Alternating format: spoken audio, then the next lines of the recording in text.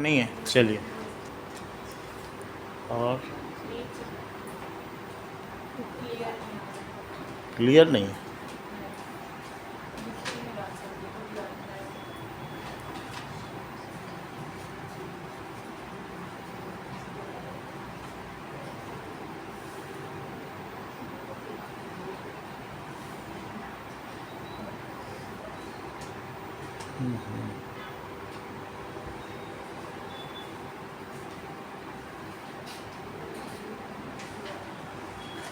चलो,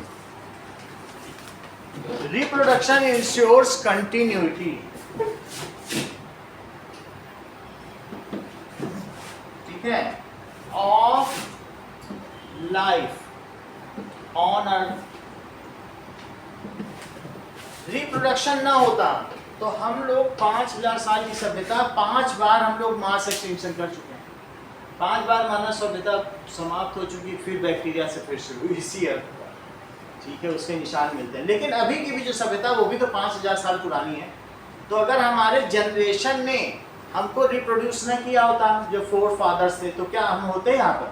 दे continued to reproduce us, that's why we are here.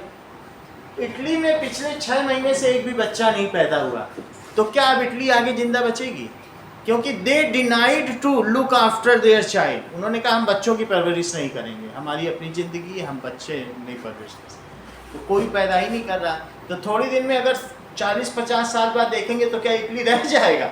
So reproduction only insures continuity of life. सभी reproduce कर रहे हैं, कुत्ता बिल्ली आदमी सब कर रहे हैं, तो ही तो उनकी है। लेकिन अगर एक स्पीसीज ही बंद कर दे तो उसमें क्या होगा? वो कम बचेंगे। बात समझ में आ गई कि नहीं? तो ये इंश्योर्स करती है। आगे देखिए, रिप्रोडक्शन बाय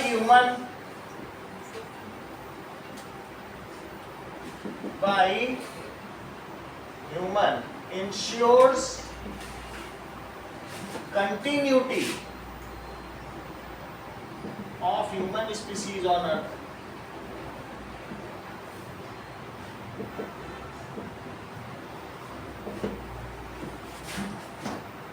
ठीक है,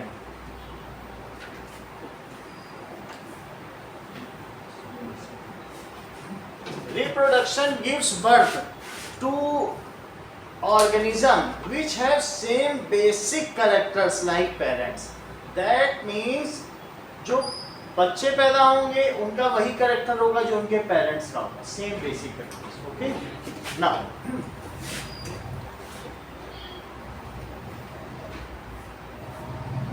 reproduction gives rise to organism having same basic characters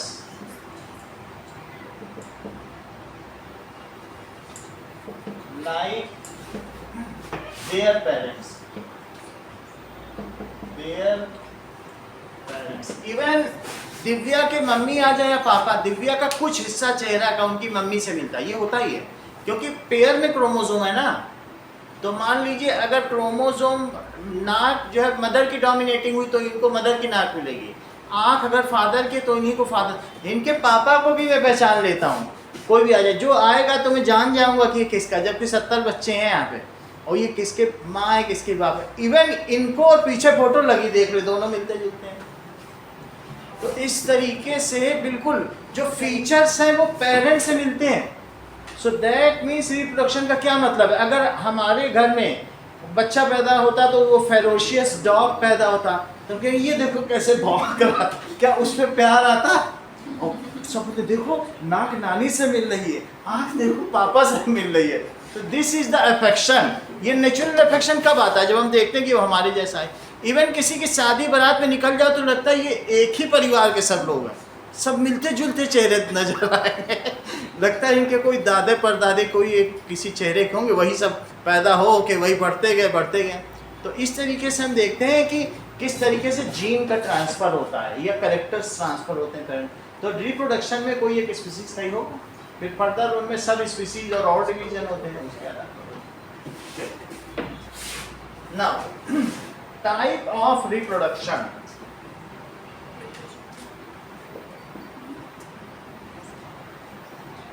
ये दो तरीके के होते हैं, एक है एसेक्सुअल रिप्रोडक्शन और second is sexual reproduction. Asexual reproduction का क्या मतलब है? In this only one parent is involve, only one parent is involve. सही है? इसमें it is a simple type of, जैसे प्लेन एरिया को काट दिया और हर एक हिस्सा बढ़ के पूरा प्लेन एरिया देखते देखते स्टार फिश को बीच से कट कर दिया, दो नई स्टार फिश, ऐसा होता है। ईस्ट से बटिंग हो जाएगी, उसको हम देखेंगे। ऐसा अमीबा में होता है, तो कई तरीके से होता है, ऐसे ही सिंपल तरीके से ही बढ़ता चल जाता है।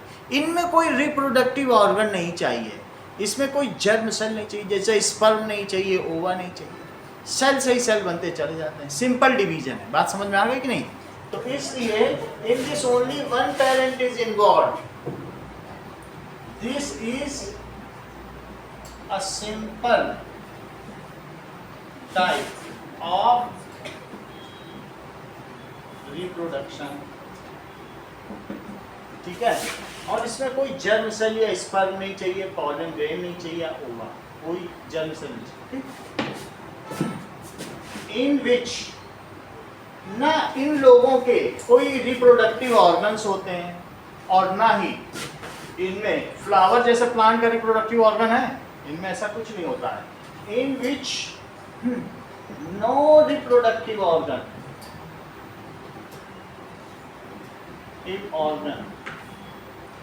और जर्म सेल इज नीडेड। इस चीज को हम बाद में समझ लेंगे कि जर्म सेल या रिप्रोडक्टिव ऑर्गन क्या है। जर्म सेल क्या, इसे समझेंगे। जर्म सेल इज नीडेड, जैसे कि स्पर्म, ओवा, पोलन ग्रेन। तो थोड़ा सा इसमें देखेंगे क्या क्या होता होगा, कितने क्रोमोसोम होते होंगे, ऐसा देखेंगे। चलो, एसेक्सुअल मोड ऑफ रिप्रोडक्शन 5 तरीके के होते हैं। Let us see that.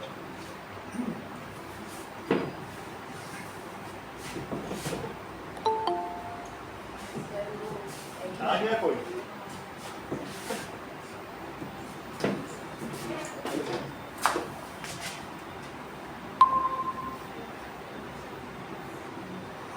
ठीक है, चलो। सो टाइप दो तरीके के हमने बताए। एक कौन सा बताया?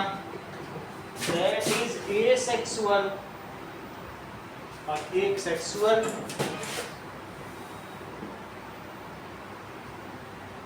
So 2 parents are needed. ठीक है, single parent involve, single parent involve. Okay, अब जरा देखो, इसमें एसेक्सुअल में पहला है फिजन, विखंडन। Second is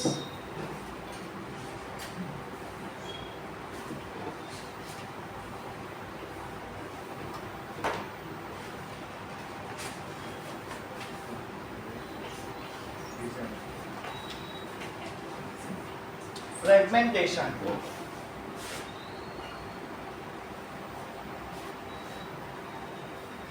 Regeneration.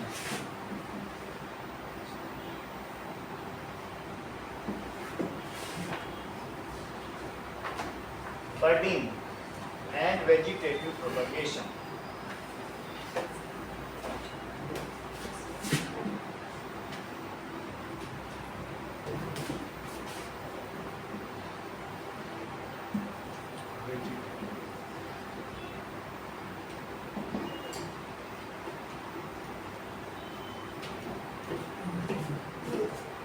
बाकी सेक्सुअल रिप्रोडक्शन हम 2 लोगों में देखेंगे, इन प्लांट्स में देखेंगे और इन एनिमल्स। दोनों का अलग अलग देखा जाएगा। फिजन दो तरीके का होगा, बाइनरी होगा और दूसरा multiple.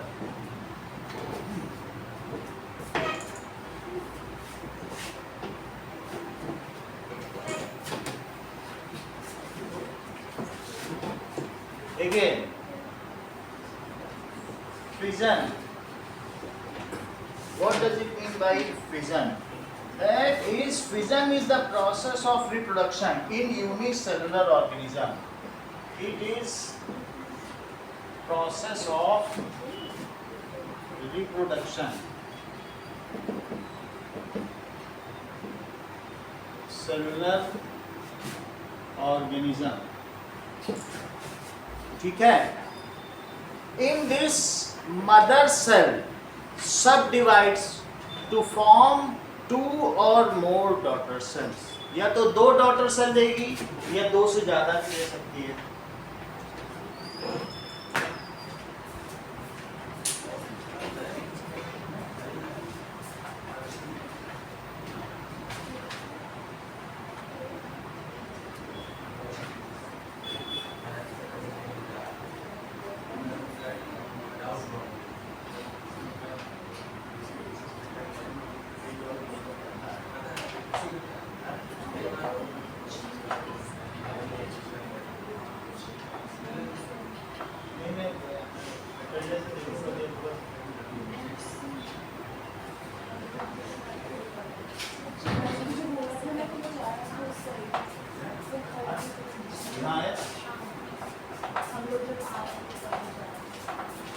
It is the process of reproduction in unicellular organism. लेकिन ये भी दिखी थी सर मम्मी को फोन करके पूछो, मम्मी ने बोला था सर को कैसे बात करना। ठीक है। It is the process of reproduction in unicellular organism in which mother cell subdivides to form 2 daughter cell or more daughter cell. In which mother cell subdivides to form 2 or more daughter cell. देखिए, इसके 2 types हैं। इसका एक type है binary fission और दूसरा है multiple fission. Binary fission में क्या होता है? If parent cell subdivides to form 2 new organism,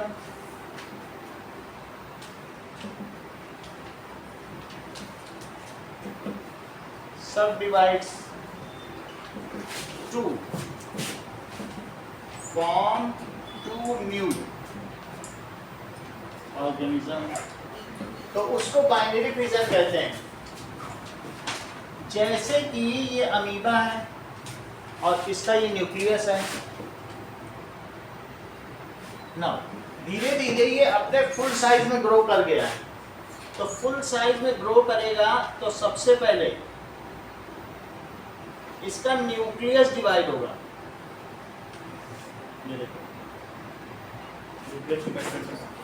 तो न्यूक्लियस क्या होगा बताइए? न्यूक्लियस का पहले होगा कि डबल अमाउंट हो जाएगा। न्यूक्लियस का क्या होगा बताइए? It's amount of genetic material is doubled. इसको समझ लो, फिर मैं अलग से भी बताता हूँ कैसे डबल होगा। एक्चुअली वो चीज़ ज़्यादा जरूरी है, मियोसिस और माइटोसिस का। पहले ये समझ लीजिए, फिर इसी के बाद बताता हूँ। इतना आप समझो, इसमें हुआ क्या होगा? इसका जितना क्रोमोसोम है, वैसे तुमको मालूम है कि हम सभी के पूरी बॉडी के सेल में 23 पेयर ऑफ क्रोमोसोम।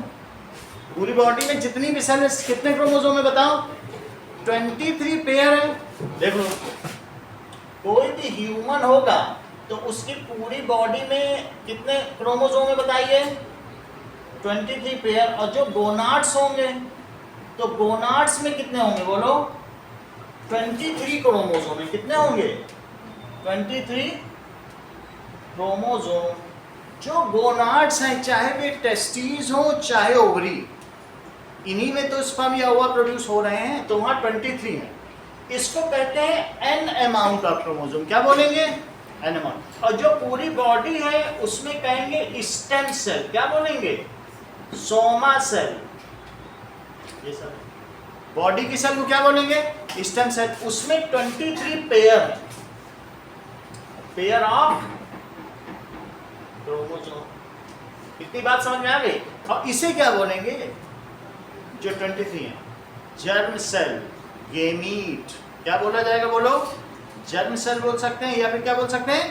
गेमीट। और ऊपर वाले को क्या बोलेंगे जो पूरी बॉडी में है?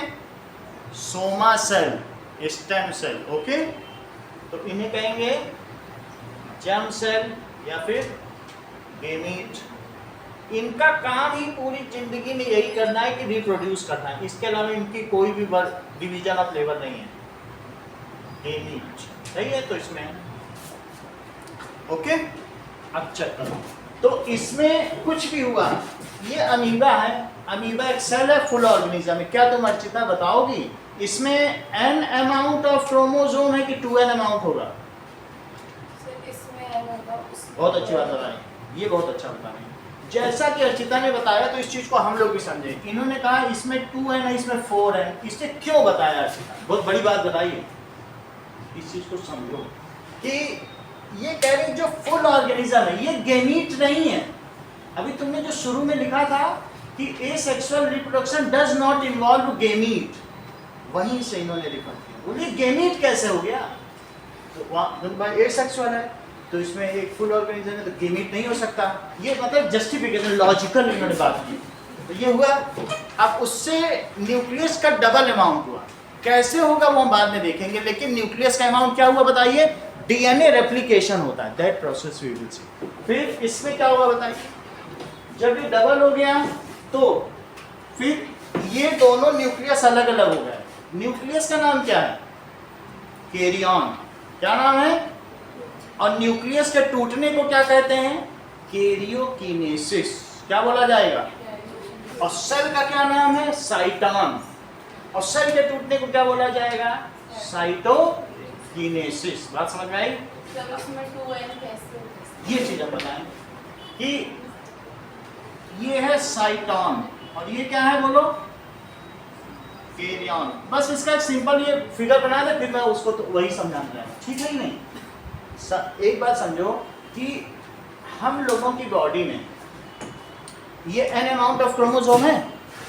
तो देखो एन अमाउंट ऑफ क्रोमोसोम का क्या मतलब है? ये स्पर्म है और ये क्या है? ओवा। तो ओवा सही है। देखिए तो जो स्पर्म है इसमें कितना अमाउंट क्रोमोसोम था? सिर्फ 23 था। हम लोगों के जन्म में हमारे फादर ने 23 क्रोमोसोम दिए, मदर ने कितना दिया? 23। जब स्पर्म फ्यूज हो गया ओवा में तो 23 पेयर बन गए। क्या बन गए भाई? दोनों फ्यूज हुए तो क्या बन गया होगा बोलो? जबकि इसमें भी न्यूक्लियस और इसमें भी न्यूक्लियस। अब इसमें एन अमाउंट ऑफ क्रोमोसोम है और इसमें कितना है? दोनों हैप्लॉइड है, डाइप्लॉइड नहीं। ये हैप्लॉइड है, ये डाइप्लॉइड है। 23 पेयर है। यहाँ हमने क्या लिखा था? 2n लिखा था और अर्चिता ने इसको टेट्राप्लॉइड बताया। इन सब के बारे में समझिए। तो बताओ स्पर्म हैप्लॉइड है कि डाइप्लॉइड? जिसमें एन अमाउंट ऑफ क्रोमोसोम उसे हैप्लॉइड कहते हैं। एन का मतलब ऐसा मैं नहीं कह रहा हूं जैसे चींटी में 80 क्रोमोसोम्स हैं, हाथी में 13 हैं, कबूतर में 12 हैं, सब में अलग अलग हैं, सब में एक जैसा नहीं है। लेकिन जितनी चींटियां हैं सब में 80 हैं। बोलो बात समझ में आई कि नहीं? हर जानवर अगर 23 पेयर है और किसी में 22 हो जाए फिर वो ह्यूमन रेस से बाहर हो जाएगा, वो बिल्कुल विचित्र प्राणी होगा। क्योंकि सिर्फ कितने अमाउंट ऑफ क्रोमोसोम इस पे डिटरमाइन करता है ना। चलो अच्छा, इन दोनों में बोलो ये कैसे हुए? रिपीट करते जाइए। ये कैसे हैं? हैप्लॉइड। कैसे हैं? एन अमाउंट है, आधा क्रोमोसोम हो तो हैप्लॉइड, फुल हो तो डाइप्लॉइड। ये आधा है, ये कुछ काम नहीं कर सकता शरीर का, इसका काम ही रिप्रोडक्शन करना। समझ में आई बात? अच्छा, ये दोनों जब फ्यूज हुए तो क्या बनाया? ये इसके अंदर जाके खुल गया और बोलो जो इसका न्यूक्लियस है ये आके इसके साथ मिल गया। क्या मिल गया होगा ना? तो इसको कहते हैं zygote. This is called this is zygote is the first cell. ये फर्स्ट सेल है जो कहां पर बना होगा बताओ? जाइगोट। ये फर्टिलाइजेशन कहां पर होता है बताओ?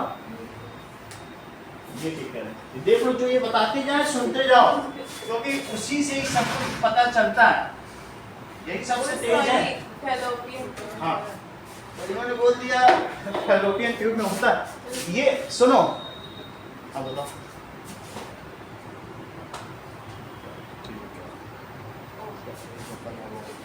चलो, ये है फैलोपियन ट्यूब या ओविडक्ट, ठीक है? ओविडक्ट, जिसमें ओवा ट्रेवल करे उसको ओविडक्ट, और जिसमें स्पर्म ट्रेवल करे उसे स्पर्म डक्ट। बोलो, बात समझ आई कि नहीं? टेस्टिस से एपिडाइडमिस जाता है स्पर्म लेते हुए, तो उसी को स्पर्म डक्ट कहती हो। और ओवा चले तो उसे क्या कहोगी? ओवी। ओवा चल रहा है ना। डक्ट का मतलब तुम्हें हमने बताया था ना, डक्ट का मतलब छेद। जिस छेद से चले उसे डक्ट कहेंगे। तो ये डक्ट है कि नहीं? इसमें से ओवरी में से ओवा निकला और इसमें से चला, उसने जो फनल ऑफ ओविडक्ट या फिम्ब्रे जो उसकी उंगलियां, उससे उसने ले ली। समझ आई बात कि नहीं? यहाँ पर जाइगोट बन गया। अब जरा ध्यान दीजिए, इसमें एन क्रोमोसोम, इसमें एन क्रोमोसोम, यहाँ कितने हुए? 2n। तो ये जो 2n क्रोमोसोम है हम सबकी पूरी बॉडी में, ये पहला सेल है, ठीक है? तो ये फर्स्ट सेल है जो कि ओविडक्ट से बना, बनते बनते फिर बाद में जाके यूट्रस में इम्प्लांट हो गया। ओके, अब देखिए, ये तो बात हो गई 2n की। अब आगे, ये तो एक सेल है। अगर तुमको एक सेल से 2 सेल चाहिए, बहुत बेसिक चीज बता रहे हैं, एक सेल से तुमको 2 सेल बनाना है, रिप्रोडक्शन तो करना है ना अमीबा को, तो क्या उसको जेनेटिक मटेरियल डबल नहीं करना पड़ेगा? कैसे कर रहा है वो बात की बात है, वो तो देखेंगे, लेकिन डबल तो करना पड़ेगा ना। तो उसने जेनेटिक मटेरियल को क्या कर लिया? डबल कर लिया। तो 2n से उसने क्या कर दिया? 4n कर दिया। 4n करने के बाद अब देखो, अब अगर कोई चीज डबल हो गई, मान लीजिए कि धीरू भाई अंबानी को 2 लड़कों को अपनी कंपनी बांटनी है रिलायंस, तो पहले वो 2 ऑफिस बनवाएगा, अलग अलग बनवाएगा कि नहीं? उसका फिर जब ऑफिस अलग अलग बन जाएंगे तो कंपनी को भी आधा आधा बांट देगा, और तो कोई तरीका नहीं ना बांटने का। तो पहले उसने न्यूक्लियस में डबल किया अमाउंट, डबल करने के बाद अब इसमें टूट हुई, तो टूटने के बाद ये दोनों अलग अलग हो गए क्या, और फिर सेल भी अलग अलग होने लगा। तो धीरे धीरे सेल अलग हुआ कि नहीं? बताओ, न्यूक्लियस के अलग होने को आपने क्या कहा था? तुम भूल जाती हो, आप बताओ। कैरियन। यूकैरियोटिक और प्रोकैरियोटिक नहीं पढ़ा है? कैरियन के बनने के बाद वाला न्यूक्लियस, कैरियन के बनने से पहले वाला न्यूक्लियस, उसे प्रोकैरियोटिक कहा करती थी, और बन गया न्यूक्लियस। बैक्टीरिया में नहीं बना था तो उसे प्रोकैरियोटिक कहा, बना। यू का मतलब after, after karyon eukaryotic, before karyon prokaryotic. तो इस प्रोसेस को क्या कहा जाएगा? कैरियोकिनेसिस। वर्ड को पकड़िए ना, तो इसे क्या लिखा जाएगा बताइए? कैरियो, यहाँ पे लिखा है, यहाँ से देखिए, बोलो ना, कैरियोकिनेसिस। अब इसके बाद सेल अलग अलग हो गई, तो क्या कहा जाए बताइए? ये मदर सेल थी, और अब ये 2 अमीबा बन गए, तो अब ये क्या बन गए बताइए? दैट इज, ये 2 अमीबा बन गए। Now these are 2 daughter cells. समझ में आ गई बात? तो दीज आर डॉटर सेल्स, और ये क्या है? Mother cell. कितनी बात हो? So when one mother cell subdivides into 2 daughter cells, it is called, इसे क्या कहेंगे? That is known as binary fission.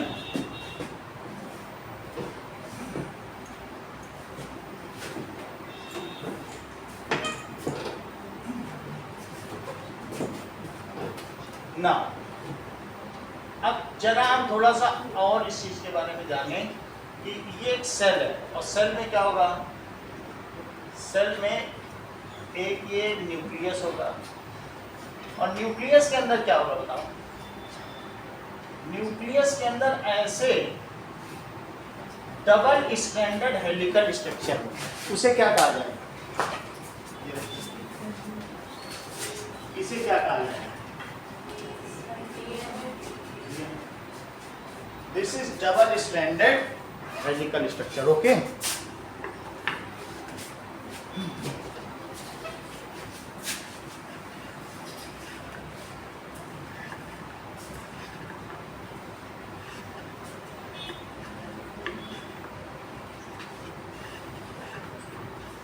चलिए.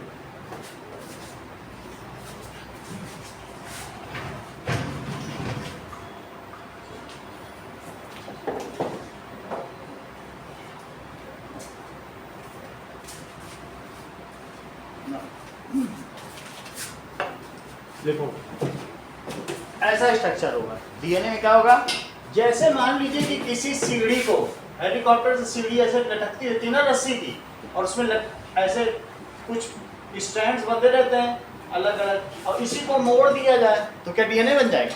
रस्सी की सीढ़ी बनाओ, लकड़ी लगा दो और मोड़ दो, तो वही चीज है कि नहीं है? So it is DNA is what? DNA is double stranded. दो धागे हैं और कैसा स्ट्रक्चर है बताओ? हेलिक्स की तरह, डबल स्ट्रैंडेड हेलिकल, जैसे तुम्हारी स्प्रिंग है, helical structure. Okay, present inside nucleus.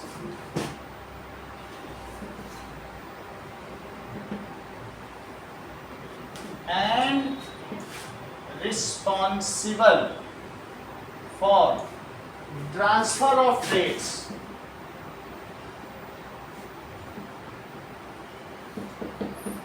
Traits का मतलब है characters. From parents to offspring.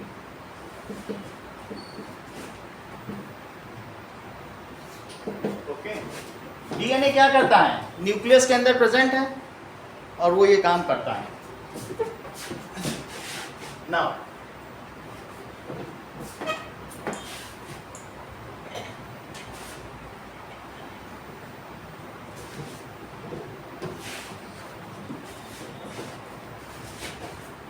C, DNA का फुल फॉर्म क्या है? डीएनए इज एक, मतलब ये एक एक्रोनिम है, और इसका फुल फॉर्म क्या है? So is deoxy ribo nucleic acid. Deoxy ribo nucleic acid, इसका फुल फॉर्म है. इसमें क्या क्या चीज होगी? एक तो राइबोज शुगर है, राइबो न्यूक्लिक एसिड है. जरा देखो इसमें क्या क्या होगा. It consist of ribose sugar, ribose sugar, और क्या होगा? Phosphate ion, phosphate ion and 4 bases. इन सबको देखो क्या क्या चीज होगी. एक तो बताया कि राइबोज शुगर है, ओके, एंड एक फॉस्फेट आयन है.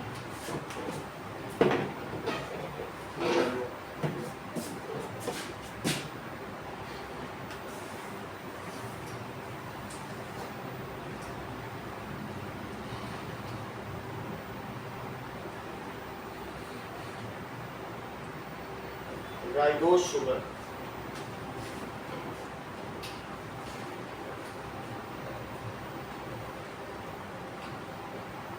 चलिए देखो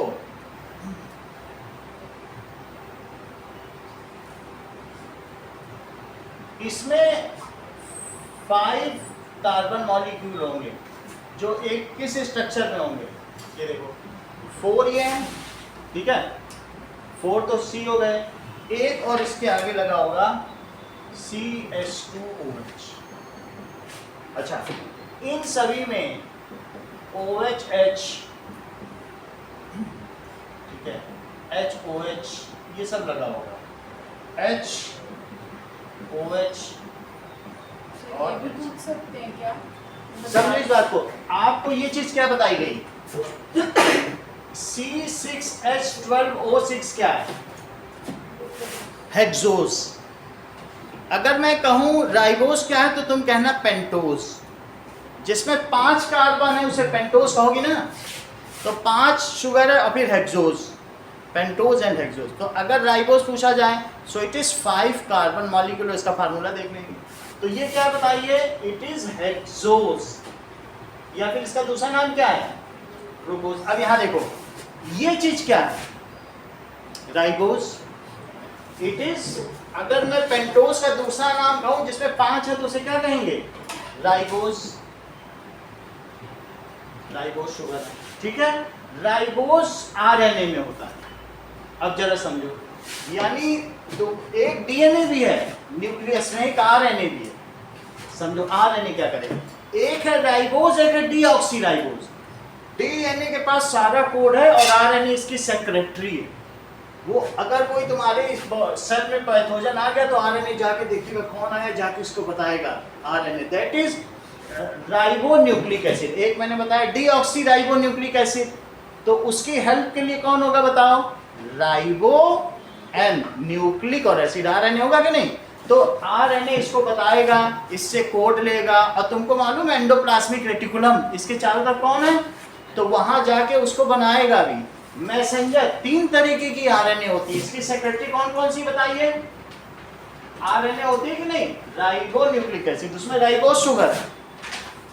डीएनए की सेक्रेटरी में राइबोज शुगर है और इसमें डीऑक्सी है, वो भी मैं बना दूंगा, एक ऑक्सीजन इसमें से हटा दूंगा। ओके, ये जो मैं बता रहा हूँ ये 12th तक के लिए तुम्हारा बिल्कुल फिक्स हो जाएगा, क्योंकि किसी में केमिस्ट्री में ये जहाँ जहाँ भी मॉलिक्यूल होगा, डीएनए के कई चैप्टर्स हैं, ये अभी क्लियर हो जाएगा। आरएनए समझ में आ गया।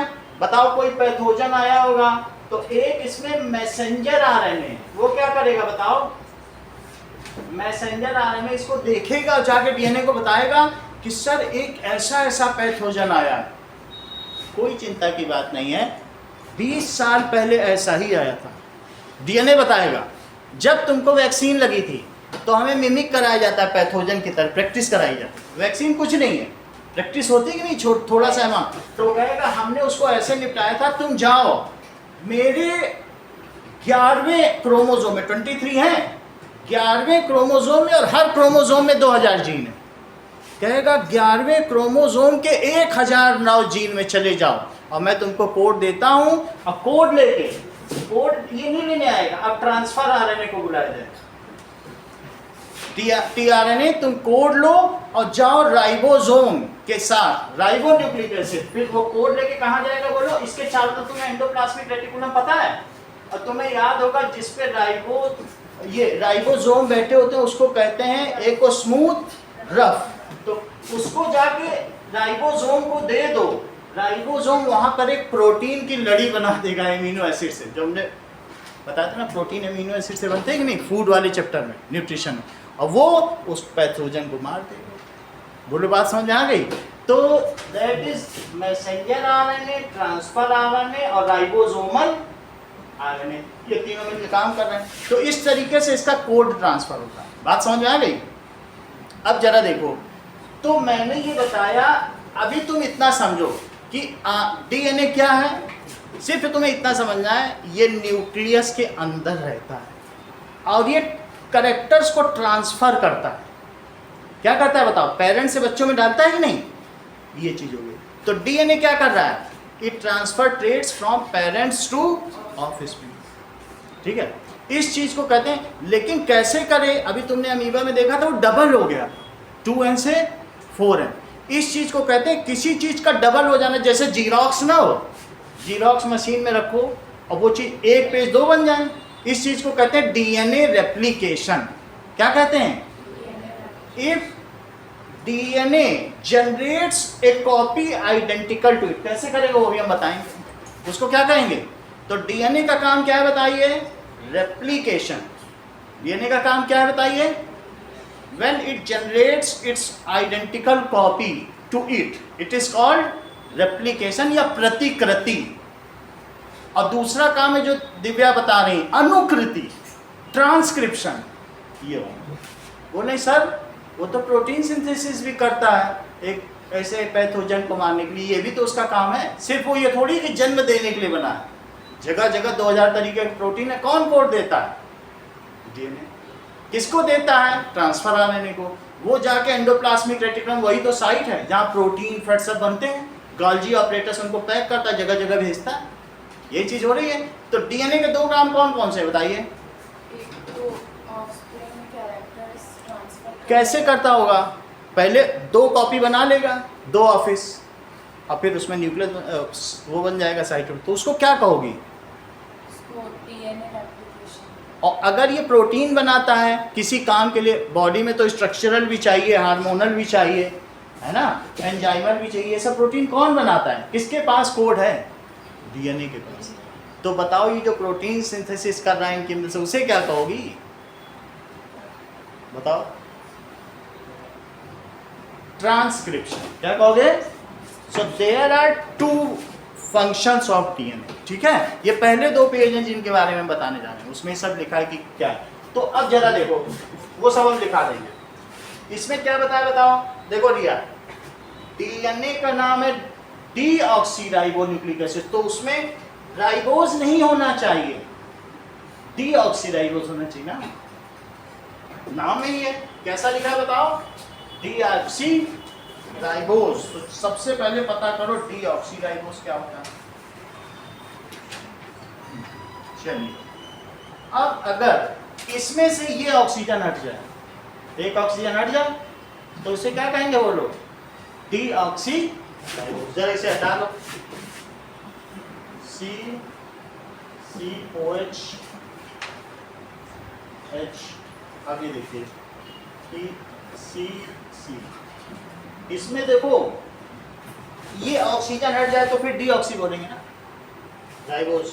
अब ये देखो, दैट इज H, फिर से देखिए CH2H। बिल्कुल उसी तरीके से फार्मूला है। अगर तुम्हें कोई कहे इसका फार्मूला बनाओ तो C6 लिख देना और H2O के 6 लिख दोगे क्या? देखो इसको क्यों कहते हैं? कार्बोहाइड्रेट, गीला कार्बन। हाइड्रेट का मतलब ही क्या होता है? 6 कार्बन ने 6 वाटर ले ली, तभी तो नाम पड़ा इसका कार्बोहाइड्रेट। तो इसने क्या बनाया होगा, जरा इसको भी पढ़ो। अगर मैं इसे C5 लिखूं पेंटोस को, तो क्या होगा बोलो? अब H काउंट करो, 3 4 5 6 7 8 9 10 है, तो H10O5। वही चीज है कि नहीं? बिल्कुल मिल गई। C5H2O5। समझ में आ गई बात कि नहीं? बिल्कुल वही ऑर्डर चलता है। CN कार्बोहाइड्रेट का कोई आपसे जनरल फार्मूला पूछे तो यही तो बताओगे कि और कुछ बताते हो? ठीक है, तो अब आपको पता चल गया, this is the molecular formula and this is the structural formula. Now we are coming, इसका नाम बता दीजिए अंशुप्रिया। डीऑक्सीराइबोज, एक ऑक्सीजन कम नहीं हो गया। ये देखो ना, इस पे H और OH है, इस पे H और H है, तो इसका क्या नाम हुआ? ये हमारे डीएनए में, ये तो आरएनए में होगा, क्योंकि राइबोज आरएनए में होगा और डीऑक्सीराइबोज किस में होगा? डीएनए में होगा ना। तो लिखो डीऑक्सीराइबोज। इतनी बात हो गई। अब आगे की बात कहिए।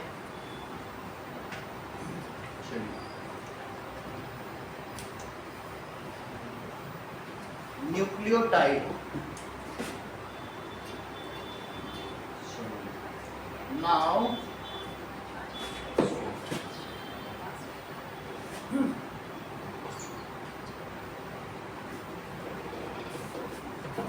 ओके,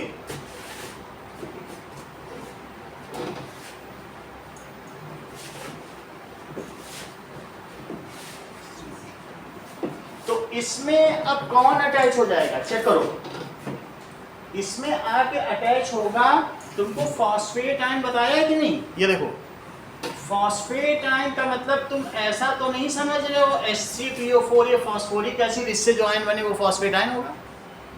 9th में भी तो फॉस्फेट आयन आपने पढ़ा होगा। तो ये क्या है बताइए? Phosphoric acid. और ये टूटता है तो बोलो एसिड एंड बेसिस में क्या पढ़ा था? PO4 3- यही चीज है, फॉस्फेट आयन है कि नहीं? अब जरा देखो इसका स्ट्रक्चर कैसा होता होगा।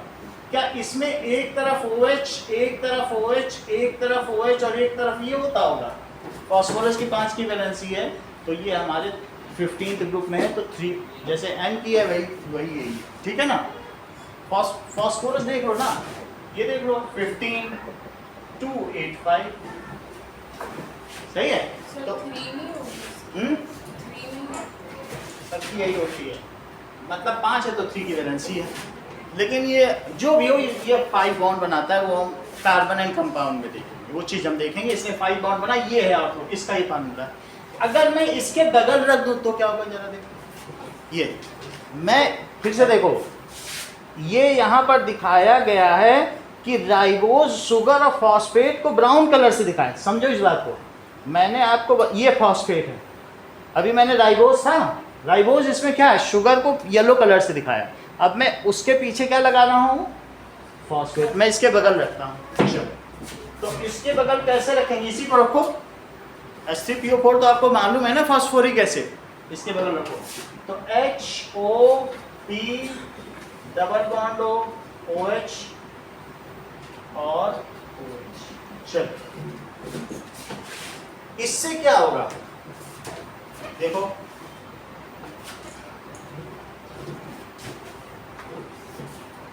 इसके बगल हमने किसे रख दिया बताओ, फॉस्फोरिक एसिड को रख दिया कि नहीं। ये बात समझ आ गई। और इस फॉस्फोरिक एसिड के बगल फिर इसको रख दिया, क्योंकि ये सब तो लगातार है ना, एक शुगर एक शुगर एक फॉस्फेट, तो फिर एक शुगर जगह रखो। तो यहाँ पर फिर से रखो, तो क्या होगा बताइए, C C C C O OH H,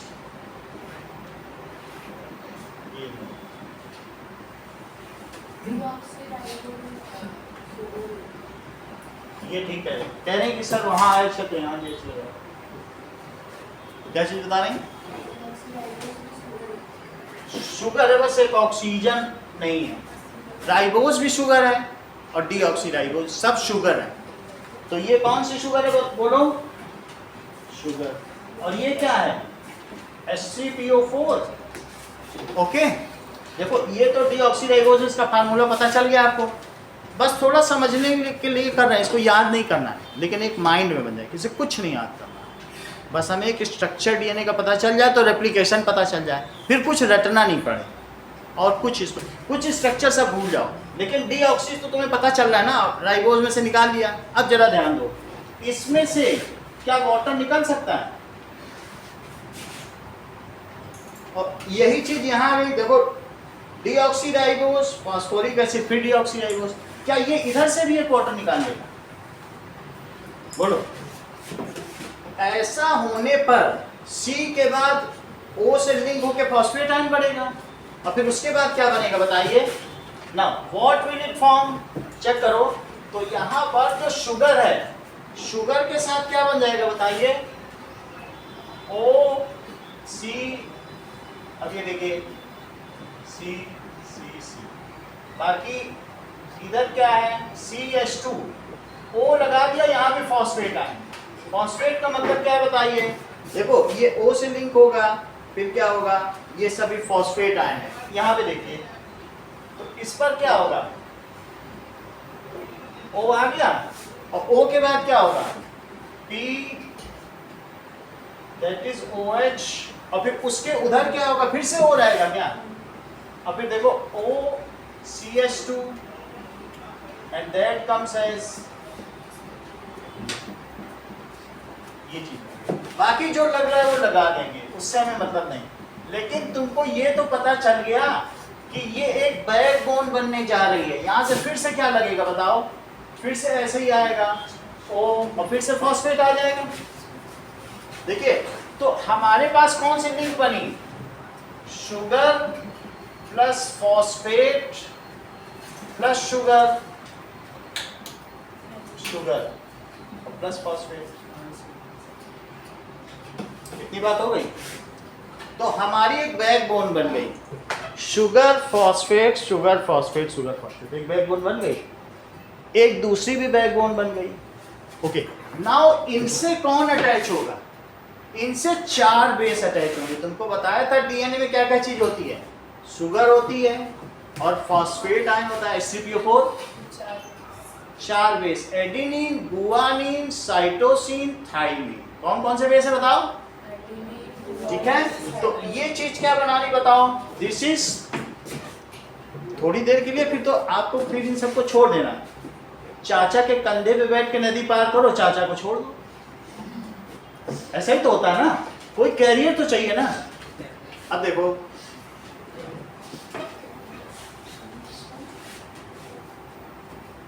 so D backbone of DNA किससे बनी है? सुप्रिया इतना बता दो, थोड़ा थोड़ा पूछते भी चले तो पहले। ये बैकबोन ऑफ डीएनए है, ये किससे बनी हुई है? देखो, तो यहां पर आपको बताया कि एक तो PO4 आयंस, और PO4 आयन के बाद एक शुगर होगा, और फिर क्या होगा? PO4 आयंस, और फिर क्या होगा? शुगर। मेरा कहने का मतलब ये H एसिडिक एसिड है, रहे ना रहे चले जाए। पानी में तो एसिडिक है ना सब, इनका होना या ना होना, कभी आ भी जाए कभी चला भी जाए। एसिड में तो यही होता है। तो ये सारे आंसर हैं। एक बैकबोन, और इसके बगल में कौन है बोलो? दूसरी भी बैकबोन। अब इसको, इस स्ट्रिप को, जो कि बहुत आगे तक जाएगी, भाई डीएनए की इसकी लेंथ तो देखो आप। डीएनए खोल दिया जाए तो, एक आदमी का डीएनए खोल दिया जाए, धरती के 6000 चक्कर लग जाए। एक नहीं 6000, मामूली है। कितना लंबा डीएनए। चलो, तो ये क्या क्या बताई गई बात? शुगर, फॉस्फेट, शुगर, ये बहुत लंबी चेन है। इसमें शुगर से एडेनिन जुड़ेगा, चेक करो। अगर मैं कहूं कि एडेनिन है, तो एडेनिन के साथ हमेशा, देखो आपको क्या बताया? एडेनिन, गुआनिन, साइटोसिन और थाइमिन। इस चीज को देखो। तो अब यहां पर कौन कौन से हैं? दैट इज सी, साइटोसिन और गुआनिन। चलो, एडेनिन, गुआनिन और साइटोसिन, ये देखो।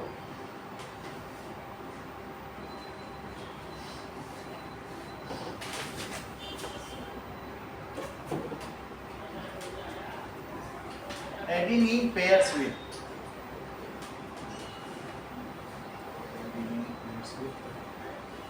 ऐसा, ये चीज देखिए। ये जो बेस हैं, ये बेस क्या लगेंगे? जैसे हमारे पास बेस है वैसे ही बेस है, लेकिन इनका एक स्ट्रक्चर, ओके।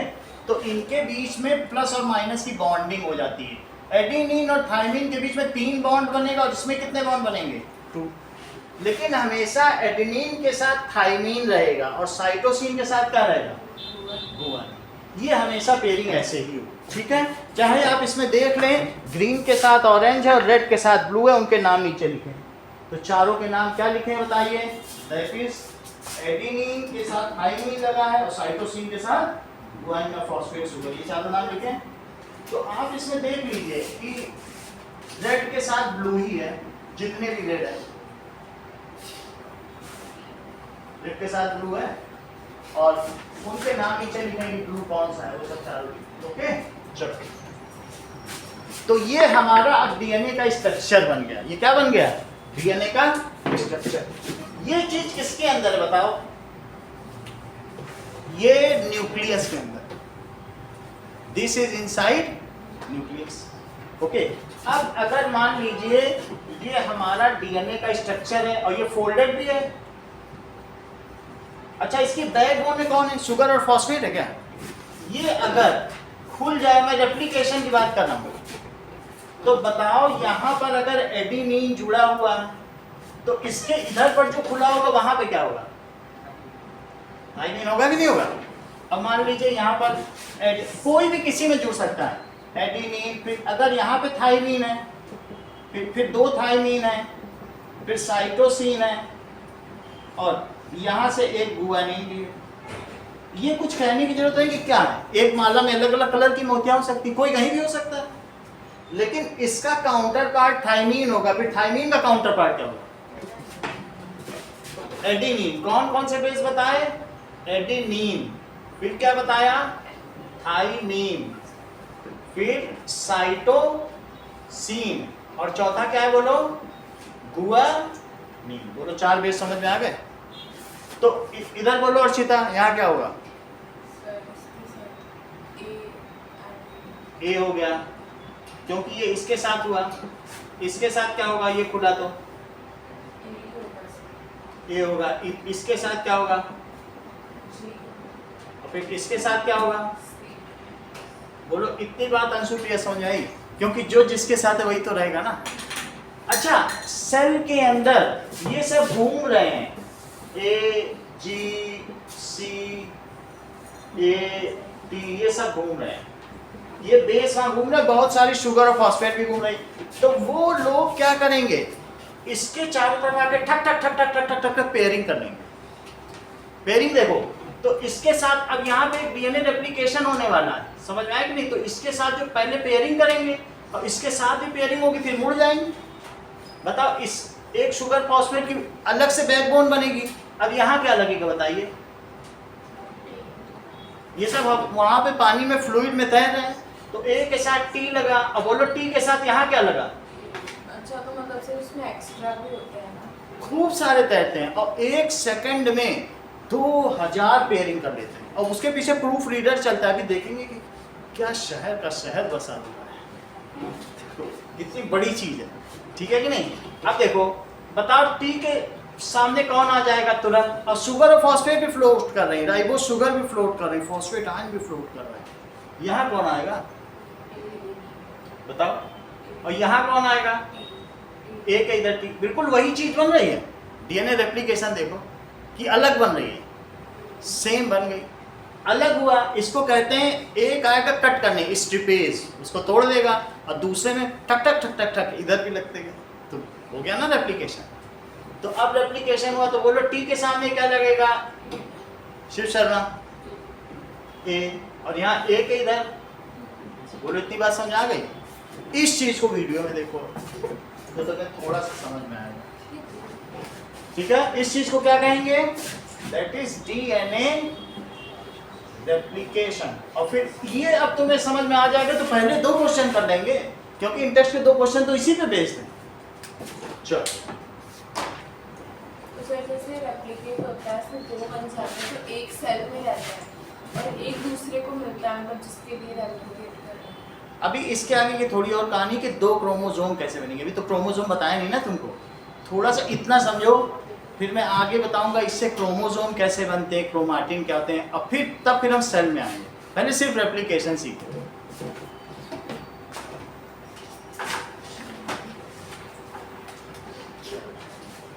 नाउ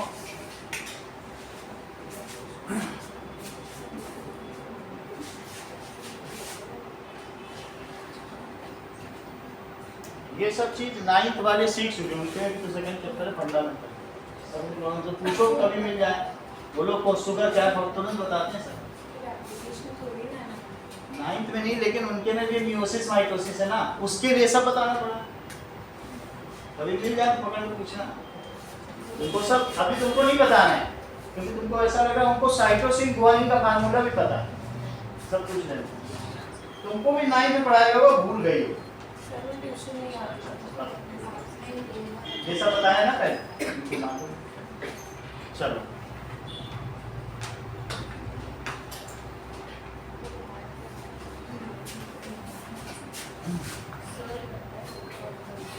बताइए ना, चलिए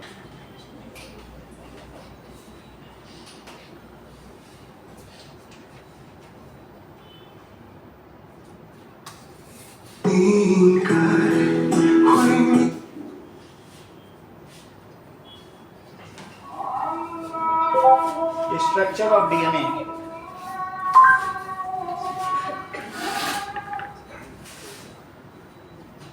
कैरेक्टर्स,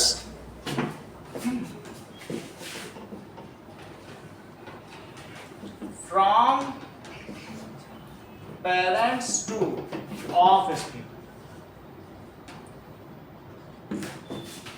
डीएनए जेनेटिक मटेरियल है, इसे रिया जेनेटिक मटेरियल क्यों कहा गया? बताओ। बहुत अच्छा। जैसा इन्होंने बताया कि डीएनए कंडेंस होकर क्रोमोसोम बनाता है और हर क्रोमोसोम में 2000 जीन होंगे। एक दो नहीं, कितने जीन होंगे? एक जीन है और ऐसे कितने होंगे? 2000 जीन। और इसे क्या कहेंगे वो लोग? क्रोमोसोम। जीन क्या होता है? डीएनए तो तुम्हें पता चल गया इसमें जेनेटिक मटेरियल है या जीन का मटेरियल है, लेकिन जीन होता क्या है? Yes, it is the functional unit of DNA which is responsible for one trait.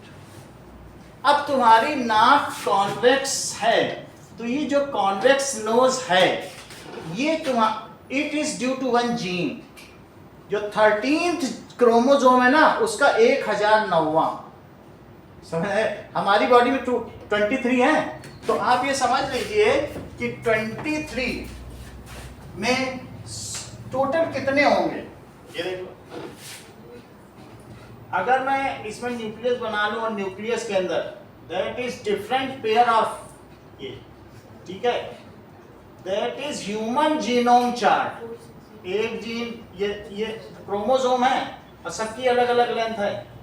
ये देखिए ऐसा दो ही चीज चांदनी चौक पे सबसे ज्यादा बिकती है, एक पीरियोडिक टेबल और जीनोम चार्ट। हर बायो की लैब में जीनोम चार्ट में बायो का कुछ भी होगा जीनोम, और पीरियोडिक टेबल कहीं पर भी आपको किसी भी लैब में अच्छे से अच्छी जगहों पे यही सब दो ही चीजों का महत्व। तो जीनोम चार्ट का क्या मतलब है बताओ?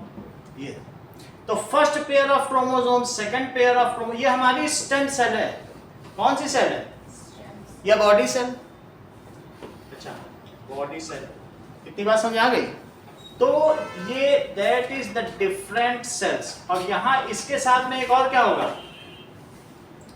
ये देखो, this is Y and this is X, X Y chromosome. कौन कौन से हैं? एक्स छोटा होगा और वाई क्या होगा? बड़ा होगा। इसको भी देख लेते हैं। ह्यूमन जीनोम चार्ट यहां देखिए। तो इतना तो तुमको पता चल गया कि डीएनए भी कंडेंस हुआ था, क्रोमोसोम बन गया। तो ऐसे हमारे सेल में 23 टुकड़े हैं डीएनए। वो टुकड़े वो आपस में एक बहुत लंबा 23 बड़े बड़े धागे हैं। वो जब कंडेंस हो जाएंगे तो क्या 23 क्रोमोसोम बन जाएंगे? अगर हमारी बॉडी सेल है तो वहाँ 46 धागे हैं, अब 46 कंडेंस होंगे तो 23 पेयर हो जाएंगे। बोलो बात समझ में आ गई? ठीक है, अब देखिए, that is human genome chart. सो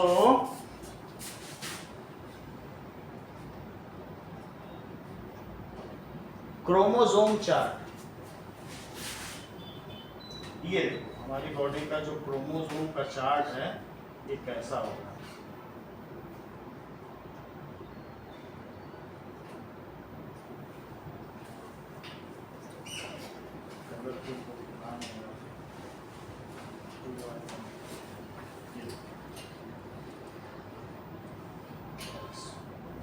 इसको ये देखिए, नाउ इसमें सो यहां आप क्या देख रहे हैं? एक्स को लंबा दिखाया गया, उसको हम दिखा देंगे। जो 22 है वो ऑटोसोम है, और जो 23rd है उसका क्या नाम है? Sex chromosome.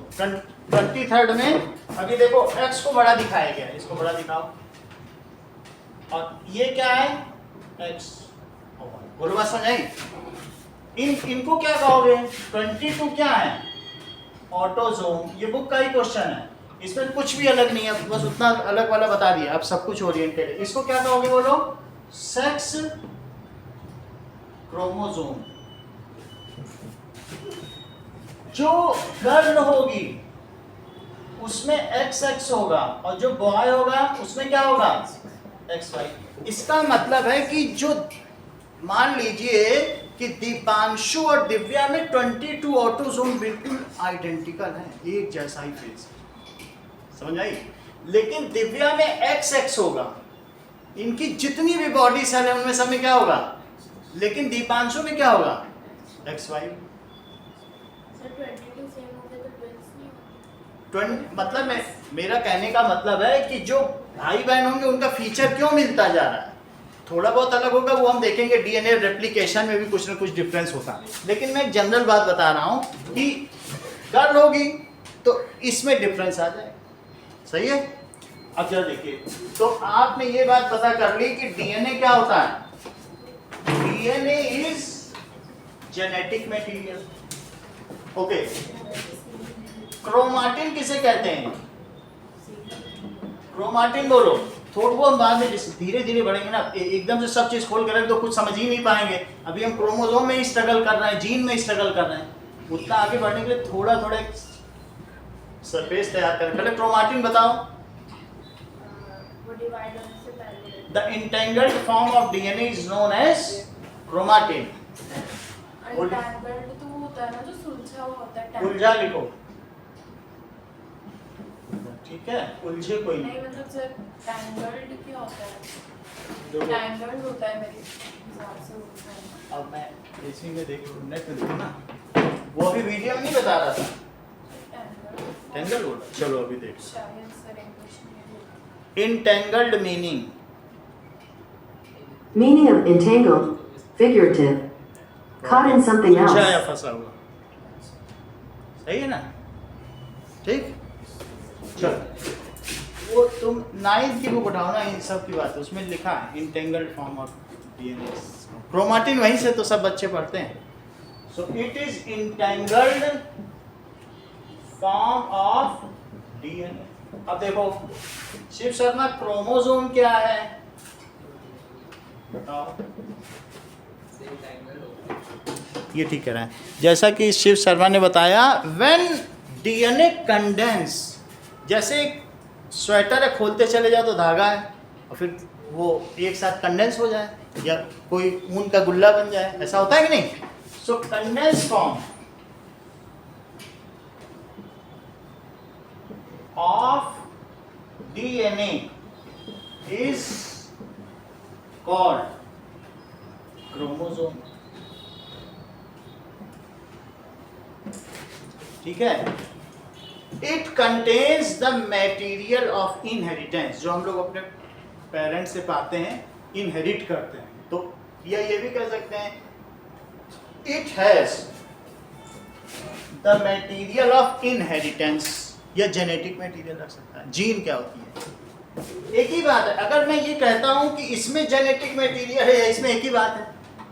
अगर इसी को तुम खोलते चले जाओ तो क्या इतनी बड़ी यूनिट कोई जीन नहीं कहोगे?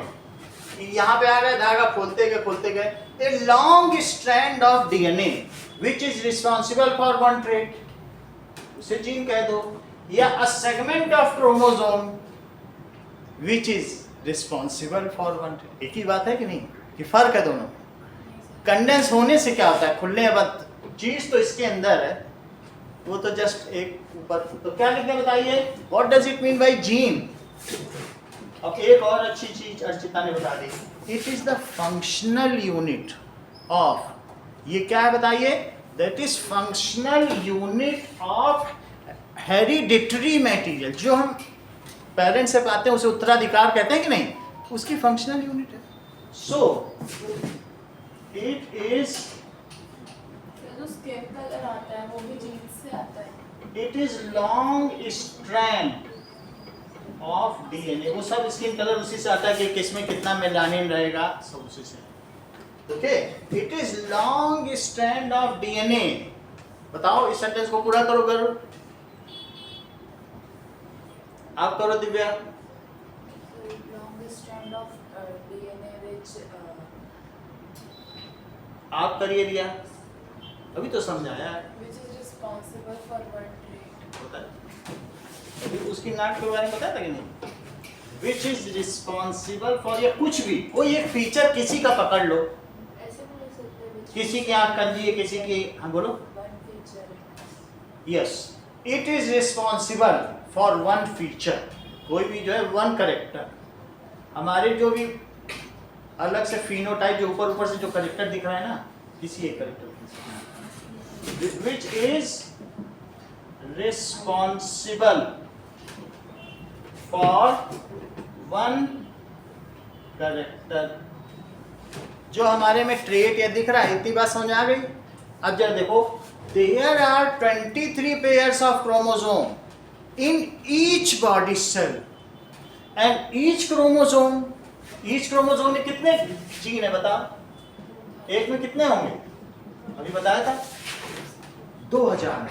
2000 में अगर मैं कहूं तीसरे का वैसे 2000 है, मान लो 998 वाला जीन है, ये जो जीन है, तो ये जीन और एक तो तुम्हारे फादर से मिला, एक तुमको किससे मिला?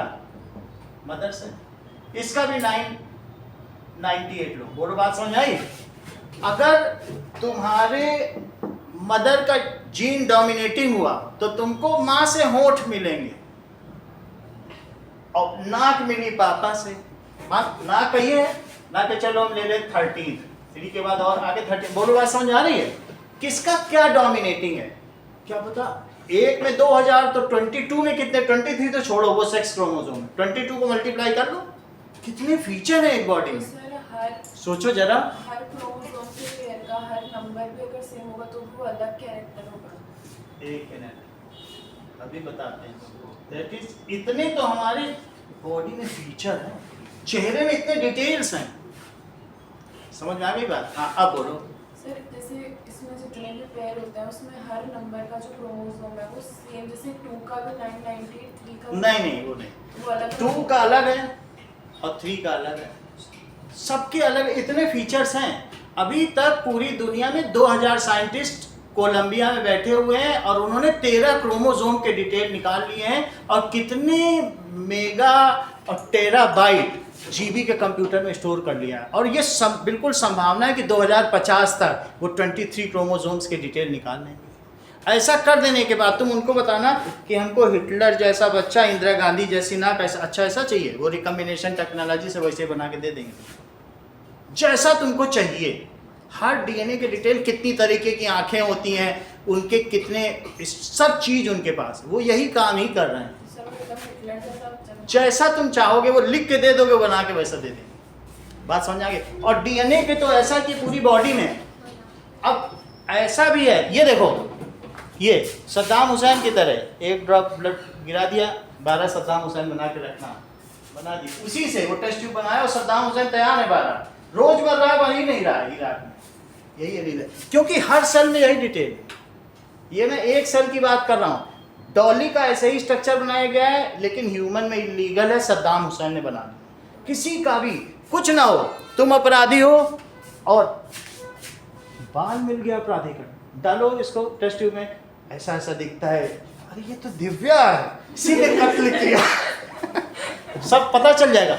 अब पता चला 20 साल हो गए, आफ्टर 20 ईयर्स चेहरा भी दिखा देगा, सब चीज कंप्यूटर में फीड है। बिफोर 15 ईयर्स तो भी दिखा देगा, पहले की फोटो में। कुछ ना हो, स्पिट करके चले थूक के पकड़ेगा, सब कंप्यूटर में चित्र आ गया। डीएनए में ही तुम्हारा चित्र छिपा है। बोलो बात समझ में आ गई? तो मेरा कहने का मतलब है कि जीन क्या होता है। ताशी जीन की बात आ गई, जीन क्या फंक्शन? क्रोमाटिन क्या है? सही है। एक चीज और बता दो, what is the detail of male stem cell and male germ cell, female stem cell and female germ cell? बताओ, ये बुक का ही क्वेश्चन है। So write type of chromosome,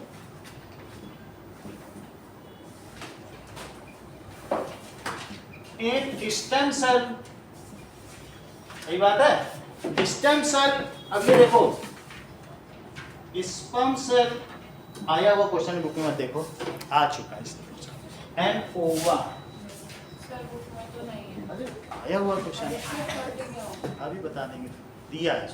चलो इसको समझो, यहाँ दिया है बोर्ड पे, यही तो लिखना, आंसर लिखो।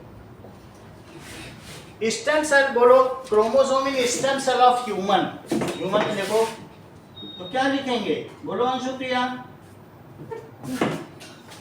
तो वो स्टेम सेल लिखोगे 22 पेयर्ड क्रोमोसोम, सही है। 22 और पेयर्ड जो है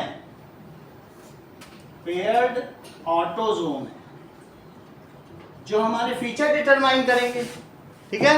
अब 1 पेयर XY और XX, गर्ल है तो क्या लिखा था XX, और बॉय है तो XY।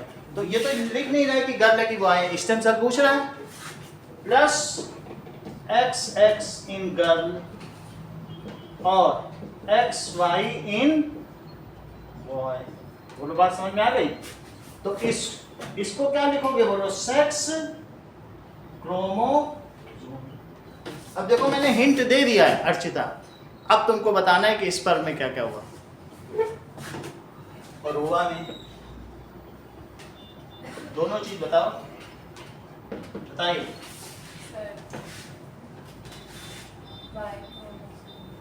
बहुत बड़ी बात है, आप भी बोलो।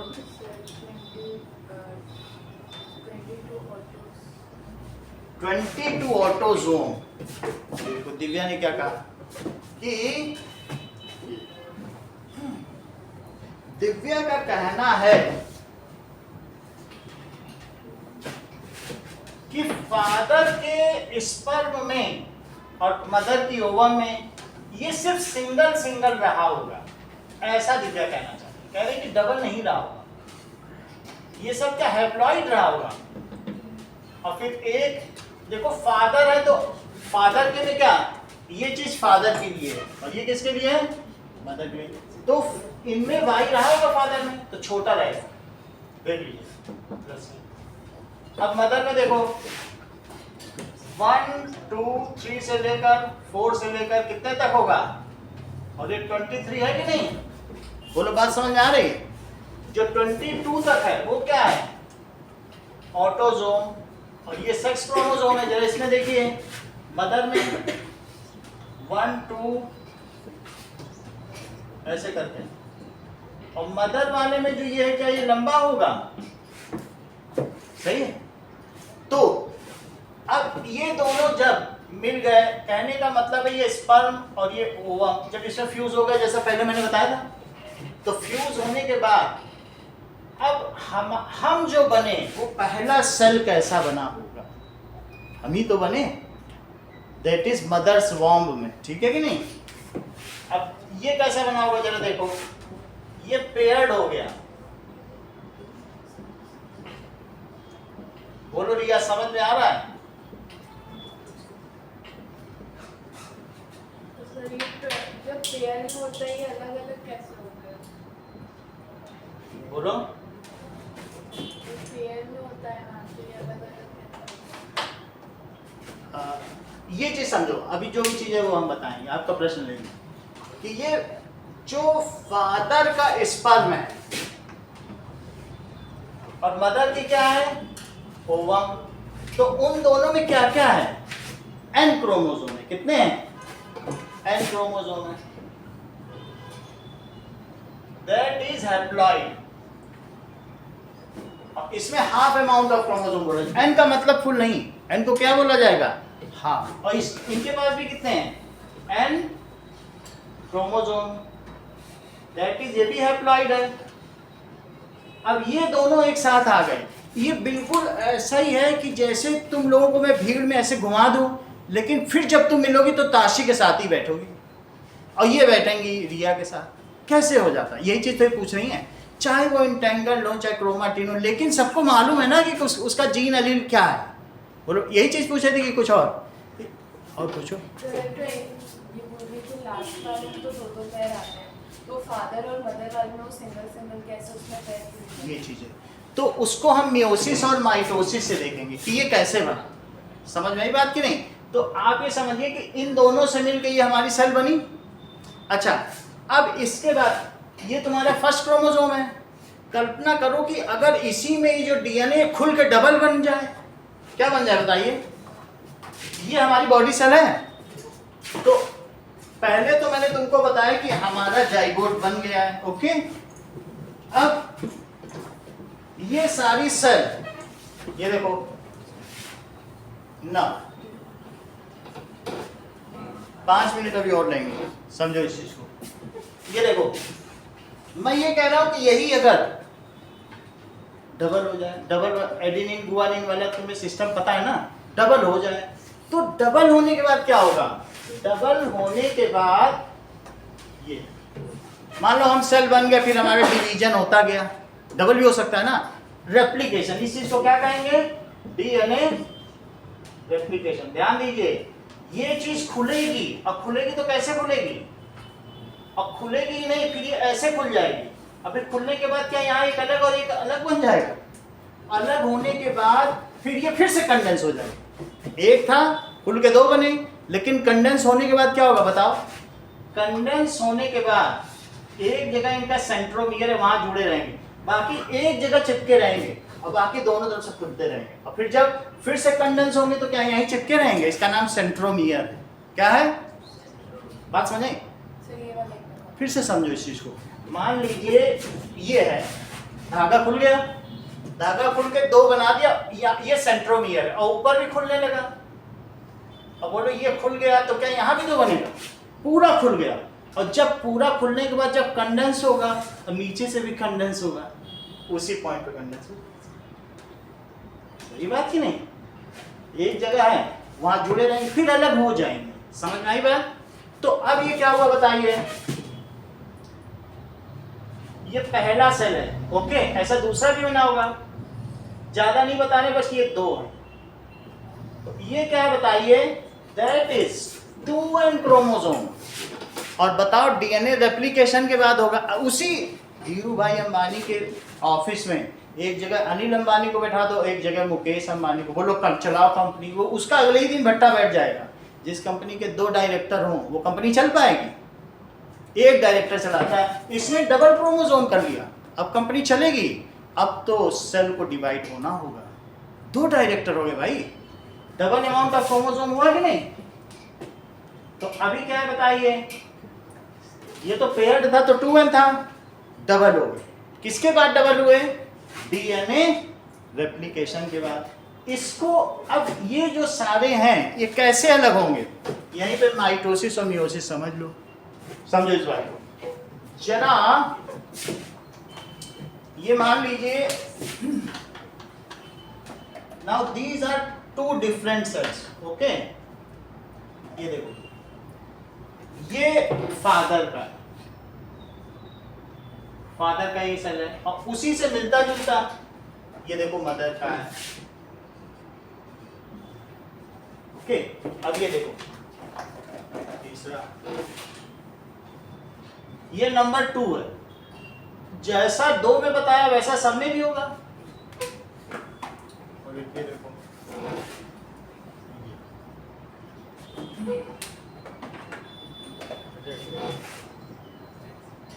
चलिए, अच्छा इतना तुम्हें समझ में आ गया कि डबल हो गए, डबल हो चुका है। अब सेल का डिवीजन होना है।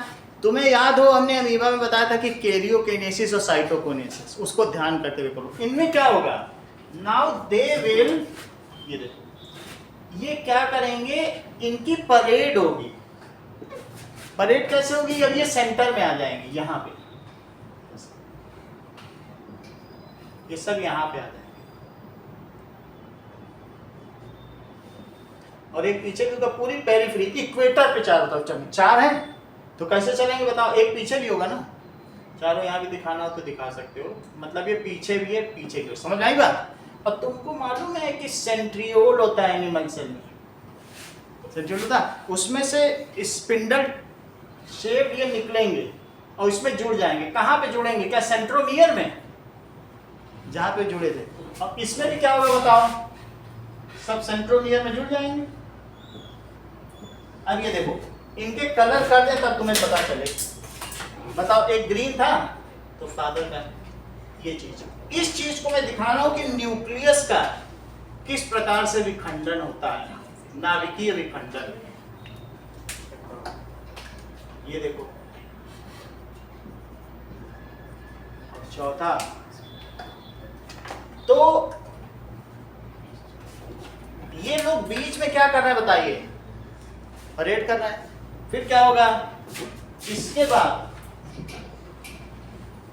एक ही सेल में ये इसको खींच लेगा, जैसे कुंभ के मेले में वो बिछड़ते नहीं है भाई, ऐसे तोड़ लेगा सेंट्रोमियर से। वीडियो देखना और क्लियर होगा। तो इसको ये क्या कर ले रहा है बताओ, खींच ले रहा, और उधर से वो क्या होगा, वो खींच लेगा। तो क्या अब फिर से ये चारों अलग अलग हो गए। और ये बताओ इसमें ये जो सेल है, क्या इसमें एक फरो डेवलप हो जाएगी, जैसे तकिया में सिलवट नहीं हो जाती है, बीच में से कहीं पर एक धागा बांध दो, ऐसा सिलवट। इसका मतलब है न्यूक्लियस डिवाइड होने वाला है, अब सेल तुम भी डिवाइड हो जाओ, और ये बिल्कुल अलग अलग हो जाएंगे। अलग अलग करने के बाद ये क्या करेगा बताओ, अब इसमें एक सेल डिवीजन होगा। देख लो, हमें इसके चारों तरफ एक सेल भी बनानी चाहिए, एक न्यूक्लियस भी तो होगा ना भाई। न्यूक्लियस अलग है तो खेल न्यूक्लियस के अंदर हो रहा है, सेल तो बाहर है। सेल तो हमने बनाया ही नहीं, ये खेल किसका था, न्यूक्लियस का। आप सेल का भी खेल देख लो, ये सब चीज हमने बना ली। अब यहाँ देखो, तो क्या अब इनके बाद जब इनको अलग अलग कर लेगा तो ये कितना करेगा, यही चीज बना देगा क्या।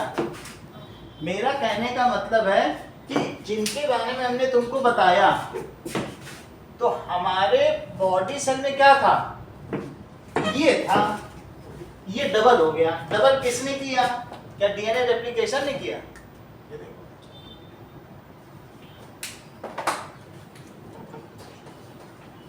that is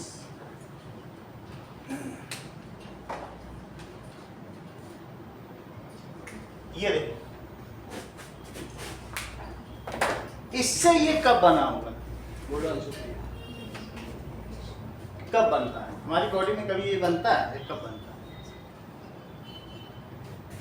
ये तो जाइगोट है भाई, इनसे मिलकर जाइगोट बने, तो जाइगोट डिवाइड होगा तो क्या ये बन जाएगा। जाइगोट एक बार, दो बार, तीन बार, चार बार, पांच बार, छह बार, सात बार, 8 बार डिवाइड होगा तो एम्ब्रियो कहलाता है। ऐसा करने में उसे 1 हफ्ता लगता है। एम्ब्रियो बनकर यूट्रस में आ गया। जाइगोट से 8 फोल्ड डिवीजन का मतलब समझते हो, 256 सेल्स, 1 से 2, 2 से 4, 4 से 8, 8 से 16, 16 से 30, ऐसे डिवीजन। समझ में आई। यू अब कौन जाइगोट से डिवाइड हुआ, 8 टाइम्स डिवीजन, तो क्या बना, बताती नहीं हो, एम्ब्रियो। एम्ब्रियो फिर कहाँ चला आया बोलो, यूट्रस में आ गया, ठीक है, दैट इज मदर्स वॉर्म, माँ का गर्भ। यहाँ आने के बाद जड़ जाएगा, उसको क्या कहेंगे, इम्प्लांटेशन। सही है। इम्प्लांटेशन करने के बाद धीरे धीरे बेबी बढ़ेगा, और हमारी जो नाभि है यहीं से एक अम्बिलिकल कॉर्ड निकलेगी, और अम्बिलिकल कॉर्ड माँ के यहीं पर प्लेसेंटा या डिस्क होगा ना, उसी से खाने का आदान प्रदान करेगी। जब ये 2 महीने का हो जाएगा तो इसे फीटस कह देंगे, 9 महीने का होगा तो इसे बाहर निकाल के अम्बिलिकल कॉर्ड काट दी जाएगी। अब हम अलग खाना पीना खाएं, तुम अलग खाओ, यही तो होता है। तो तुम्हें ये पता चल रहा है। तो जैसा कि अंशुप्रिया ने बताया, सर जाइगोट बनने के तुरंत बाद ही तो डिवाइड होने लगा, 1 से 2 बन गया। रेप्लिकेशन चलते चलते एक छोटे से डाइगोट से इतनी बड़ी अंशुप्रिया बन गई। होता है न, डिवाइड करता जाइगोट तो बन पाती, किसने बनाया, यहां से ये बना, समझ आया। लेकिन अभी समझो, अभी तो पहले डीएनए का रेप्लिकेशन हुआ, फिर क्या ये 2 सेल बने, 2 सेल बनने जा रहे हैं। करो, 1 सेल से 2 सेल बने, अभी 2 सेल। देखो इन सब के अंदर अब यही चीज आ जाएगी। अलग देखो, 4 है, वही 4 है, समझ में आई।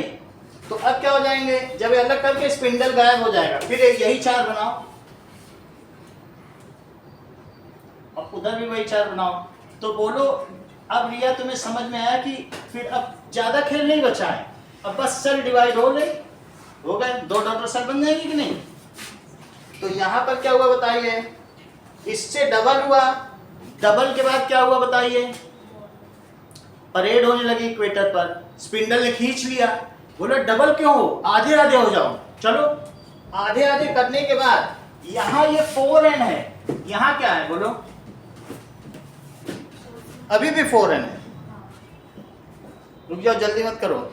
यहाँ कितना है, 4n। अब ये अलग होने वाला है, तो अलग अगर मैं इसको कर दूं तो क्या होगा बताओ, सर ये बताओ। सर अलग- वो NN 2n 2n आ जाएगा। 2n आ गया। देखो कितनी बात समझ में आई, ये 2n है। इस तरीके से हमारी बॉडी सेल डिवाइड हुई, बात समझ आए। लेकिन अब असली चीज है जो रिया का प्रश्न, इन्होंने क्या कहा कि सर ये हाफ कैसे हो जाते हैं, हाफ कैसे हो गए, इन्होंने यही तो प्रश्न किया था थोड़ी देर पहले। इनका उत्तर है जब ये भी वापस भाई जब प्यूबर्टी आ गई, जब स्पर्म एंड ओवर रिलीज होने लग गए, प्यूबर्टी आ जाएगी 10-12 साल में आ जाएगी, इनमें क्या होगा, डीएनए रेप्लिकेशन नहीं होगा, ऐसे ही डिवीजन हो जाएगा। वही पे ये बीच में आ जाएंगे, अब बीच में आने के बाद इन्हें खींच लिया जाएगा आधा विदाउट डीएनए रेप्लिकेशन। यहां तक माइटोसिस है। अगर मान लो डीएनए रेप्लिकेशन के बाद डिवीजन 1 तक ही चले तो बॉडी सेल बने, लेकिन जो हम लोगों के टेस्टिस और ओवरी है ना, वहां डिवीजन 1 भी होगा और डिवीजन 2 भी होगा। तो डिवीजन 2 होने के बाद क्या होगा बताओ, इन्हीं सबसे क्या 4 बन जाएंगे, इससे 2 और पीछे वाले से भी 2, इनसे तो 2 बन गए ना, और इनसे क्या बनेंगे बिना रेप्लिकेशन, तो क्या सिर्फ 2 रह जाएंगे इनमें। ये 2 पेयर मत मानो, एक ये वाला इधर आ जाएगा, 1 नहीं, मैं कह रहा हूं 1 का A और B है और 2 का भी क्या है बोलो, A और B। तो इसमें मान लो 1 का A आ गया और 2 का B आ गया, कुछ भी आ सकता है। मैं 1 का ही तुम कुछ आ गया, तो 1 का A इसमें आ गया, तो 1 का फिर B किस में जाएगा और 2 का A इसमें।